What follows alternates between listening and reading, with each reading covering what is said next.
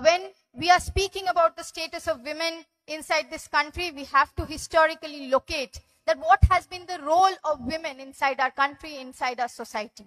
Because today, what the Bharatiya Janata Party or the right-wing fascist powers are trying to tell us, that the role of women are inside the household, is not what the role of women has been inside our country, inside our society.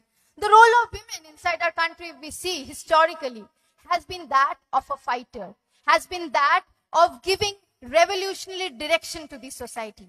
The role of women inside our country has been of freedom fighters, of the ones who have always advocated equal rights, has always talked about emancipation of the women, has been talking about emancipation of the people, and has been always to talk about how the society can be equal inside the society. If we historically see, if we see in the history, what was the role of the women when the British imperialists, the colonial forces were there?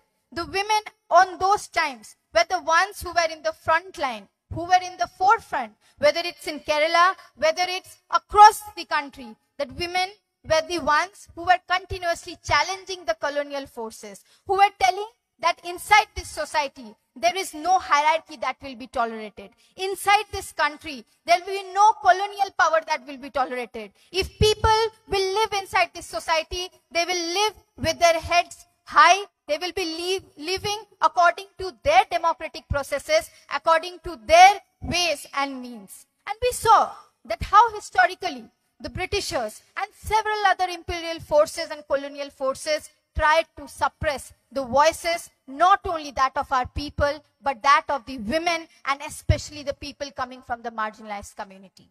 But 1947 made a change inside our society. 1947 made a change inside our country, and then eventually we adopted the constitution inside this country, which guaranteed fundamental right to each and every citizen inside this country. But that was theoretically. That was through law. What we saw as practice in our society was something different, and that is exactly where the state's intervention is very, very important, and a government's intervention is very, very important. The Constitution guaranteed fundamental right to each and every citizen. The Constitution did not say that inside our country, if there is a man and a woman, if there is a girl and a boy, that both of them can't access equal education. The Constitution guaranteed each and every citizen inside this country that whatever your gender is, whatever your caste is, whatever your race or religion is, you are equal inside this country, and nobody can discriminate you inside this society. But what we saw inside the practice, that in several societies, in several states, under several governments, we saw that discrimination, which was historically there, caste-based, religion-based, or gender-based, that was still practiced. But at the same time, we saw several social reformers, several progressive people, several democratic people, and especially the women, were organizing themselves post-1947 also, and understood the importance that unless and until social transformation is there, along with political rights, there wouldn't be any change categorically, or there wouldn't be representation of the women or the marginalized community within our society. And that's why, from then onwards, we saw that how women and several other people started organizing them for their political rights too inside our country. We saw that in several times, that inside this country, women though got the right to vote, but we saw that several women couldn't come out and couldn't exercise their right to vote. We saw that even in a country like India, where women got the right to vote, we saw what political party they will be voting for, what political ideology they will be standing for, was very much dominated how their family thinks. And women independently were not in an environment where they could politically exercise their rights. And that is where the need for political representation of women is very, very important. When we talk about, at this moment, that 33% of reservation inside the Indian Parliament, in every electoral representation of the women is necessary, we don't speak in vacuum. We do understand that when women will be represented politically inside that Parliament, women downstairs will be having the voices for them fighting in the Parliament. And we do understand, that's why, that historically, how gender discrimination has happened within the society, we need to address that. There has to be institutional mechanisms for it and not only social fights. Because social fights will give us the direction, but institutional mechanism will guarantee those positive affirmative rights for the women and all the marginalized gender. And that is what we have seen over the fight that women's organizations have fought, that student organization, the girl students have fought, is that unless and until there is institutional mechanisms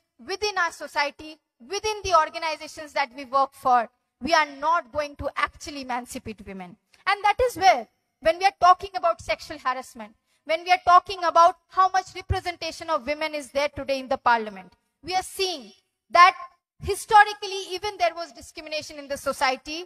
The government that has been leading inside this country, whether it was before the Congress and whether it's the Bharatiya Janata Party at this moment, we have been seeing how governments are using their machineries, their political tools to ensure that the inequality that is there within the society, that pertains, that remains. And that is why three things is very, very important. The education of the women, the employment guarantee of the women, and also if we see the political representation of the women inside the society is very, very important in order to break these shackles of suppression or the oppression that women are facing today inside our society. And that is where we will see what is the status of women in education inside our society. Although we see that fundamentally every woman should be having, like every citizen, access to schools, education, primary education, secondary education, and higher education inside the society. But is it so? Is it literally happening? Are we seeing a government which is there at this moment in power is bringing in policies which are advocating women's rights, which is advocating that more and more women can go inside the society? No. We are seeing that how educational institutions today are running, how discrimination is openly happening, is discouraging women even to enter educational institutions. For example, all of you would have heard what happened in Karnataka. When girl students, when college-going students were wearing hijab, they were denied of education. The first thing that they were done was denied of education. The point is, inside a society today, if women are wanting education, what is being denied is they are being looked upon by their caste or religion and then being decided whether they will get education. So this is the condition of the state. This is the reaction of the state towards the women in our society. That if women are wearing something, if the women practice something, that is more important. What is not more important is their education. That they have been denied of their education. All these while, in the last 6 to 7 months, there are hundreds of college-going students who come from the Muslim community in Karnataka who are being continuously denied of education, and they are not been allowed to enter their college premises because of the choice of dress that they are having. And we have to see that how a government which once talks about Beti Bachao, Beti Padhao, which means we need to save girl and we need to educate girl child. In Haryana, the BJP chief minister has taken a slogan saying that if girl childs are not born, then with whose hand are you going to have chapatis? So you can understand that women have been reduced only to household work. Women have no role inside the society as if other than cooking. As if women are not wrestlers inside Haryana. The most number of medals brought inside this country are the women wrestlers inside our country. And we have been seeing, even if the BJP is today saying that yes, we want to educate the girl child, we want to ask the Bharatiya Janata Party, which is leading the central government, that if you really want to educate the girl children, why are so many girl children, why are so many girl child inside this country even today are not having equal access to education and higher education? Because without education, emancipation of women, it's the first very step of emancipating women of the discrimination that they face. Now, secondly, we are seeing continuously that throughout the country, the major issue that women have been facing